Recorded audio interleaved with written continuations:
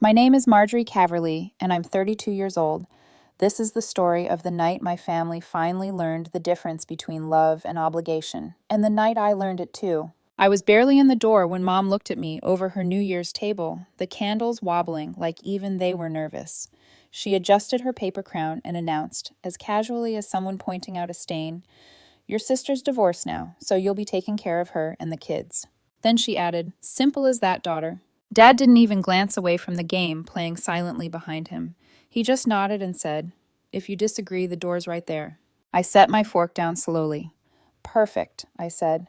"Then I'm gone, and you can start paying your own mortgage. Simple as that."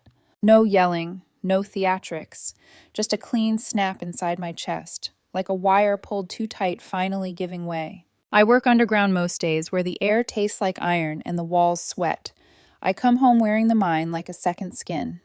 I've always been the reliable one, lifting, fixing, hauling, stepping in before anyone even asked. The daughter who never gave them trouble because trouble was expensive. I learned early that being reliable bought peace. We never had stylish holidays, just folding tables, plastic tubs of forks, and whatever meat was cheapest that week. But New Year's? That was Mom's big show. Candles, crowns, and the good plates from Aunt Trudy she polishes with the same towel she uses to wipe the dog's paws. I arrived wearing my work jacket because my truck heater only believes in working when it feels like it. As soon as my boots touched the mat, Mom clicked her tongue. "You're tracking in half the county," she scolded, like dust was a personal insult. Ivy sat at the far end, her kids scattered around her. One was coloring on a napkin, the other chewing pretzels like they were precious metals. "Hey, Marge," she said, "do you have Zelle?" That was Ivy's version of hello. The house smelled like cabbage rolls and cheap champagne sweating in a scratched plastic bucket. I washed my hands and grabbed the only sharp knife to start carving. Mom hovered behind me. "Thinner, people are watching their figures." She meant herself. Then she took the first thick slice and hid it under lettuce. We ate in that quiet way families do, when no one wants to say the real things. Work hours, layoffs, who's struggling, who's pretending not to be. Dad asked about union meetings he never attends. Ivy scrolled through her phone. Mom dimmed the lights like mood lighting could make us look less tired. Then she cleared her throat. That sound has always been my cue to brace. "Marjorie," she said, "your sister's divorced now, so you'll be supporting her and the kids. That's just how it's going to be." Dad added, "If you disagree, the door's right there." A lifetime of pressure doesn't crush you all at once. It chips pieces off until finally the weight shifts. I stared at the candle wax slipping down like even it wanted to escape. My instinct whispered, "Say okay, keep the peace, be useful." But something colder rose up my spine. I set my napkin down. "Perfect," I said. "Then I'm done. Start paying your own mortgage." The words hit the table harder than any fork could. Ivy froze. Dad's hand twitched toward his glass. Mom smiled, slow, sharp, the smile she uses when she's about to weaponize a memory to make me feel small. I didn't blink. I'd bent for so many years that standing up felt like a new language. I grew up being told a man provides, even though I was the one working doubles while Dad waited for calls that never came. We weren't broke, but we lived one disaster away from it. Pride kept us looking middle class. Pride also made my parents meaner than they realized. I joined the mine right after high school. If you didn't go to college, you went underground or you left town. I went down. The foreman told me, "You'll smell like this forever." He wasn't wrong. But at least underground, the danger is honest. At home, I paid rent because Dad called it contributing. When a pipe burst, I hired a plumber and paid cash. Dad took the credit. "Easier that way," he said. Ivy moved out at 19 into an apartment with whining outlets. I gave her my extra space heater. Months later, I found it in Mom's garage sale. "It's not safe," Mom said, putting the $2 in her pocket.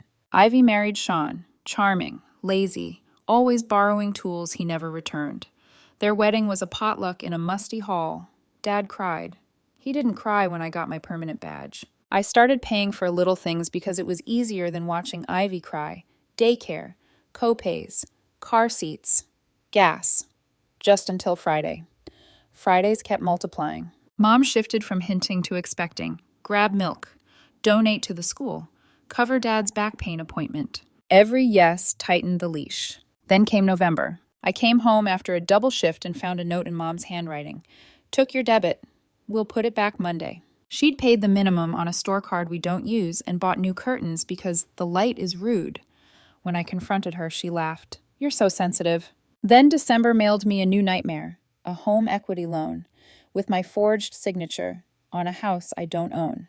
Dad shrugged. Names don't mean much. By the time New Year's dinner arrived, the crack in me was already spreading. So when Mom issued her decree, the rest of the foundation gave way. Dad leaned back like some patriarch in a bad movie. You'll deposit half your check into your mother's account. We'll distribute as needed. He added, You minors don't track things anyway. I laughed. A small, sharp sound. I keep ledgers, I said. You have vibes. His face tightened. Mom slammed her hand on the table. We raised you. You raised a backup plan, I said, not a daughter. Her voice broke. Get out. I will, I said. I pulled out my phone, canceled every auto payment to their bills, and froze my debit card, the one in Mom's wallet. Her phone pinged, her face drained. What did you do? I stopped being your ATM. Dad jabbed a finger at me. That's a big mistake. Maybe, but it's mine. I placed a copy of the forged loan document next to his plate, my signature circled in red, and a handwritten note. Police report ready. Fix this tomorrow. Mom inhaled sharply. Dad swallowed hard. That's low, she whispered. No, that's a boundary. I looked at my niece and nephew. Hey, you two. Lego set in my truck. We'll build it this weekend. We're not nerds, one said. We're wolves. Even better, I said. I walked out into the cold, leaving their shouting behind me. Dad yelled from the doorway, Don't come back. I didn't turn around. Happy New Year, I told the night, and for once, the words felt like they belonged to me. I didn't sleep the night I walked out.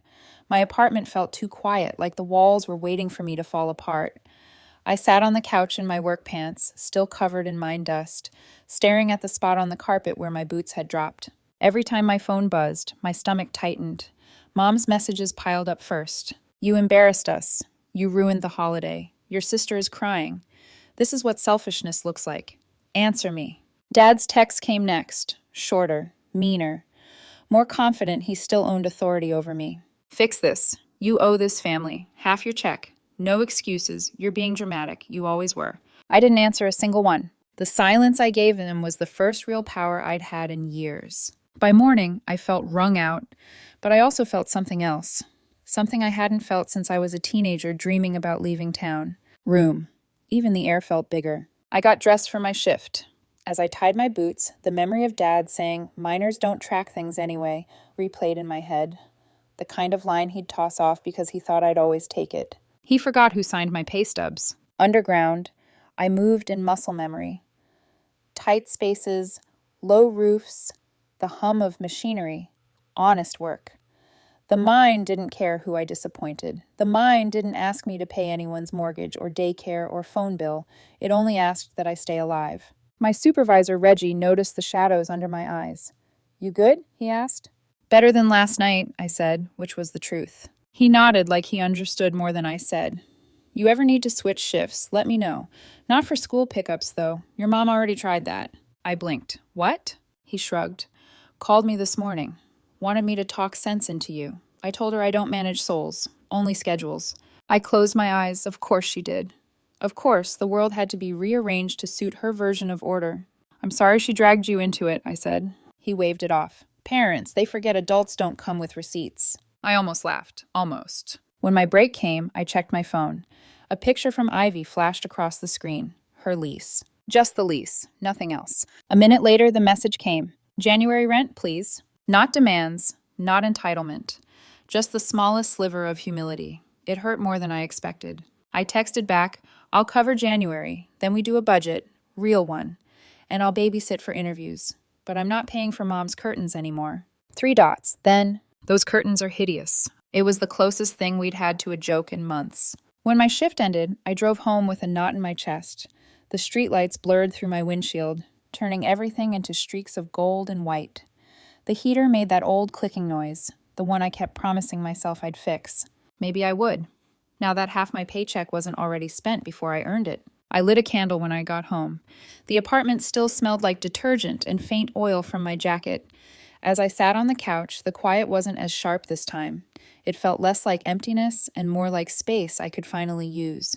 When the knock came, it wasn't angry. It wasn't frantic. It was soft. I opened the door to see Ivy holding a laundry basket. Her eyes were red, not from crying, but from exhaustion. Her kids ran past me, climbing onto the couch like it was a jungle gym. "Sorry," she muttered. "They missed you." I stepped back. "Let them." She stayed in the doorway like she wasn't sure she was welcome. "You coming in?" I asked. Slowly, she nodded and entered. She set the basket down, rubbed her arms like she'd been cold for days. Ivy looked smaller than I remembered, like the divorce and the expectations and Mom's constant scripts had hollowed her out inch by inch. "I'm not here to ask for money," she said quickly. "Good," I said. "I don't have any." She huffed out a laugh, then covered her face with her hands. It wasn't crying, it was breaking open. "I'm sorry," she said through her fingers, "for how Mom talked to you, and for letting her." "You didn't let her," I said. "You were just trying to survive." "That's not an excuse. It's the truth." She dropped her hands. "Mom said you had savings." "I have a 3-month emergency fund," I said. "It took 5 years. It's for transmissions and wrists, not for curtains." She let out a sad laugh, shaking her head. "I hate her curtains." We both laughed then, quiet but real. Her kids jumped on my couch. One yelled, "Marge, look, I'm a wolf." I smiled. "Yeah, you are." Ivy leaned against me, and it startled me how small she felt. "I don't want you to take care of us because Mom said so," she whispered. "I want help because I actually need it, and because you're my sister." I put an arm around her. "From now on," I said, "we do things the right way. Not Mom's way, not Dad's way." She nodded against my shoulder. "And Marge," she said quietly. "Yeah? You coming back to the family house? That's your choice, right?" "No," I said, "that's my boundary." She closed her eyes and whispered, "Good." The kids kept bouncing on the couch. The candle flickered. The apartment didn't feel empty anymore. It felt like the start of something new. The days after the confrontation with my parents felt like the world had reset itself, even if the pieces still didn't fit quite right. It was a slow burn, adjusting to this new version of myself where saying no didn't feel like I was breaking something inside. I kept waiting for guilt to flood in, but it didn't. Instead, I felt lighter.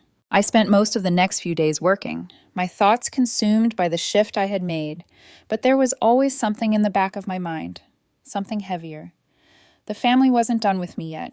They were like a storm gathering in the distance, and I couldn't tell if it was coming toward me or if it was just waiting for the right moment to strike. The first real test came 2 weeks later. I was deep in my shift when my phone buzzed in my pocket. I glanced at it, saw Mom's name, and turned the screen over. Not now. I didn't have time for their pressure or their anger, but when I saw the voicemail icon, something gnawed at me. I knew it would be important. Mom's messages always had a way of demanding attention, like they were urgent, even if they weren't. When I finally listened to it on my break, her voice was colder than it had been before. "Marjorie, you're still being childish, you know.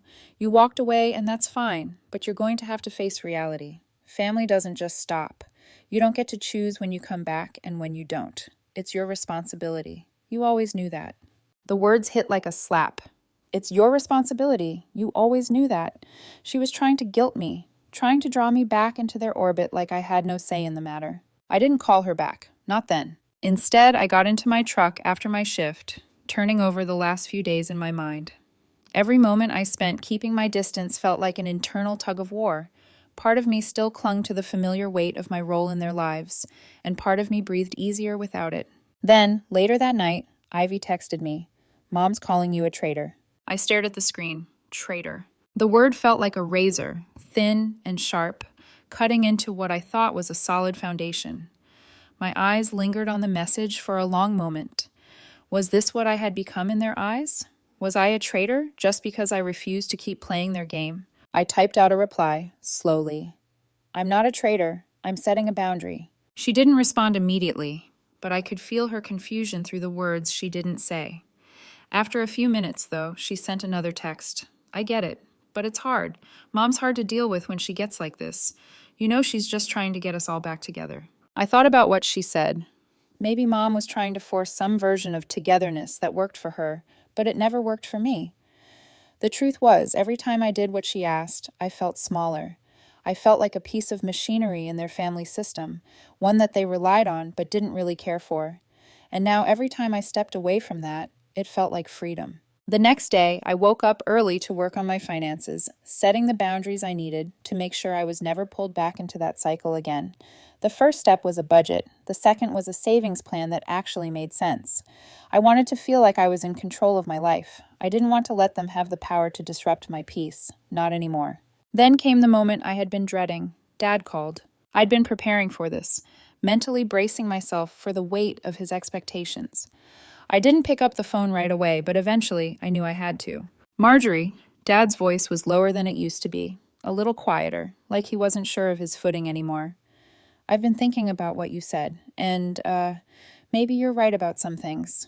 We've relied on you too much, and we've never really asked you if you wanted to be our bank. So I want to make it right. I'm sorry.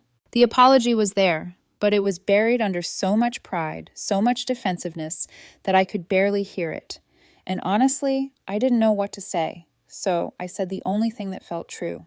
I'm not doing this for you, Dad. I'm doing it for me, and I'm done being your backup plan. There was a long silence on the other end of the line. Then he cleared his throat. You know, I didn't mean to put all that on you, Marge. I know you've had your own stuff to deal with. He paused. But that's how it's always been, right? We don't know how to do this any other way. We're just trying to survive, like you are. It wasn't a great apology, but it was something. Something I hadn't heard before. It wasn't enough to undo everything, but it was a start. I sighed, feeling the tension leave my shoulders. I know you're just trying to survive, I said softly. But I can't live like that anymore. You want to make it right?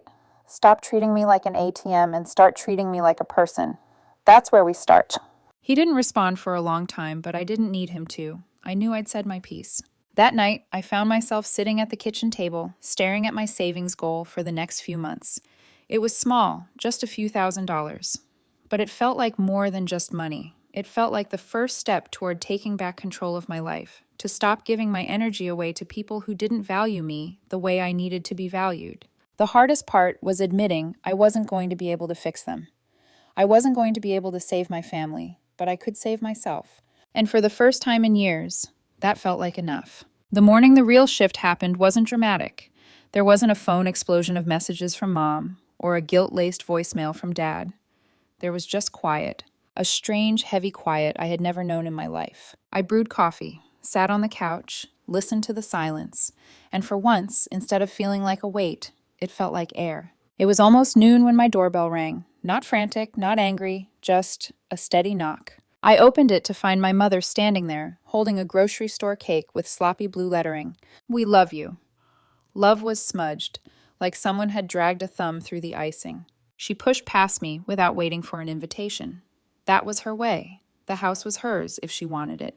This place is depressing, she said immediately, looking around. You need curtains. I didn't say anything. She wasn't here for my feelings. Not yet, anyway. She set the cake down on my counter. You look thin, she said. Are you eating? Mom, I said quietly, what do you want? She went still, her back straightened, shoulders squared as if she were bracing for impact. You can't mean this, Marjorie, her voice trembled.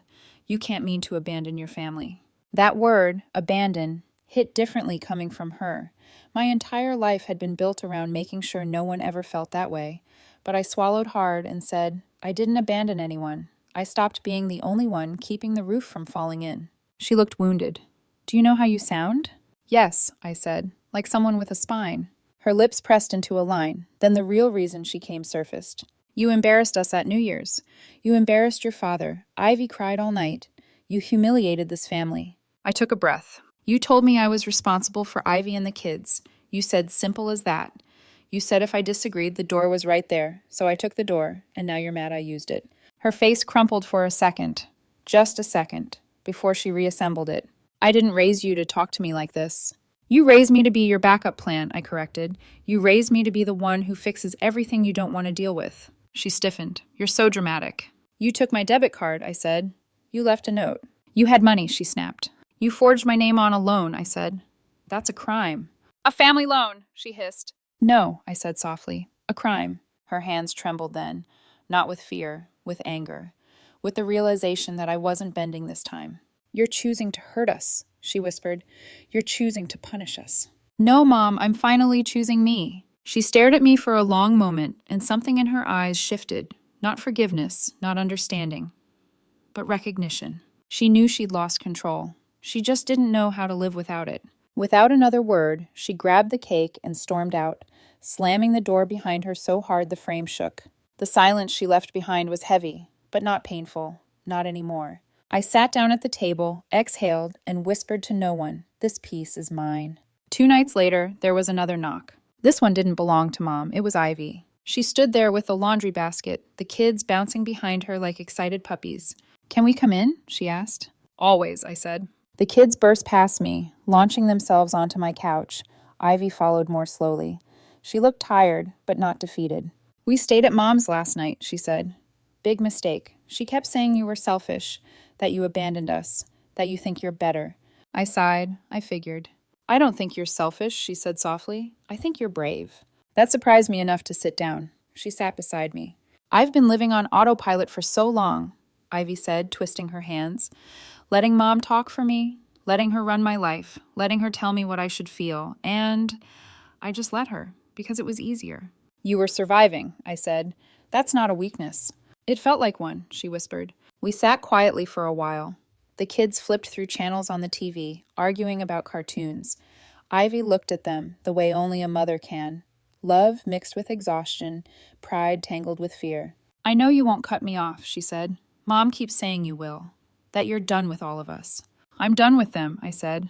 "I'm done being used. But you're different." She nodded. "I want to do better. For me. For the kids." "I know." She leaned her head against my shoulder. "I don't want your money anymore," she murmured. "I want your support, your advice, your help when I actually need it, not when Mom says I do." "That," I said, "I can give." She exhaled shakily. "And Marge? Yeah? Thanks for teaching me what a boundary looks like." Later that night, after Ivy and the kids left, I pulled my old financial binder from under the bed, the one with the green cover and the neat tabs and years of my life inside it. Every payment I made for them, every bill I covered, every loan I took, every transfer I made, every sacrifice. I flipped through it slowly. It felt heavy in my hands, not just with paper, with years. Years of being the responsible one, the fix-it daughter, the quiet provider, the family foundation no one thanked. Then, without letting myself think too hard, I carried the binder to the kitchen sink. I tore out the first page, then another, then another. One by one, I ripped away 5 years' worth of being their safety net. The sink filled with scraps of my past, ink-stained, torn, fluttering like fragments of an old version of me. When the binder was empty, I dropped it into the trash. It didn't feel symbolic, it felt literal, a shedding of weight. My life was finally mine. And for the first time in years, I wasn't afraid of what came next. The weeks that followed were nothing like I'd expected. There was no storm of messages or desperate attempts to pull me back in. No more guilt trips from Mom.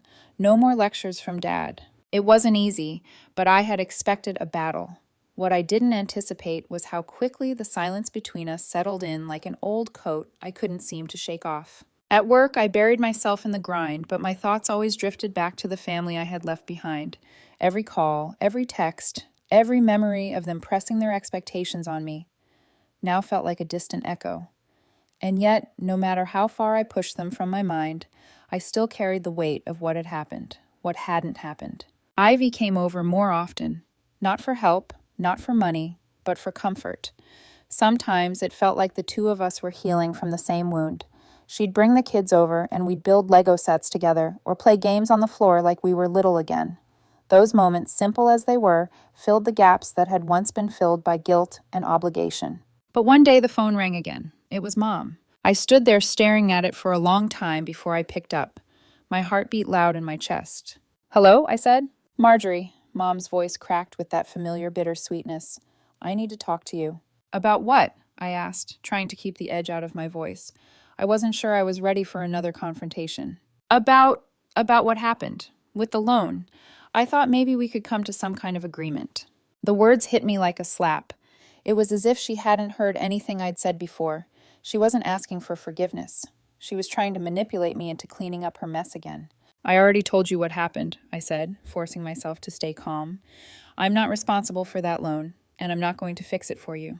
There was a pause, and I could almost feel her stewing on the other end of the line. "You know," she said, voice low, "you could at least acknowledge that I'm trying." I blinked. Was she trying, or was she just angry I wasn't playing along anymore? "I don't owe you that, Mom," I said quietly. You don't get to pretend that I'm the problem here. You've been using me, and I'm done with it. I could hear her breath catch, like I'd struck her, and I probably had. She wasn't used to hearing me stand up for myself. She wasn't used to hearing me be anything other than the daughter who bends and fixes and gives. Fine, she snapped, after a long silence. I'll deal with it myself. But don't think you can just walk away and pretend nothing's changed. You're right, I said, my voice steady now. Everything's changed, and I'm not coming back to clean up your mess. The line went dead. She didn't say goodbye. She didn't say anything. I set the phone down, feeling the weight lift from my shoulders for the first time in weeks. That night, I sat down with Ivy. She'd been quiet since my conversation with Mom. I could see she was waiting for me to say something, to offer some kind of explanation for what had just happened. Mom called, I said, not sure how to explain the emptiness I felt after hanging up. She wants me to fix everything again. Ivy was quiet, her eyes flickering with something I couldn't quite place. Did you? No, I said firmly, and I'm not going to. She smiled, the first real smile I'd seen from her in a while. You're doing it, Marge. You're really doing it. I'm trying, I whispered, but it's still hard. I'm not sure if she'll ever stop trying to pull me back in. Maybe, Ivy said softly, but you don't have to go back. The words stuck with me. Maybe I didn't have to go back. Maybe the family I thought I had to save wasn't my responsibility anymore. It wasn't long after that I got a call from the bank. It wasn't Mom calling to apologize or beg. It was the loan officer, confirming that the name on the account had been removed. My name. They told me the process was complete. That was it. I was free. I hung up the phone and leaned back, my heart racing.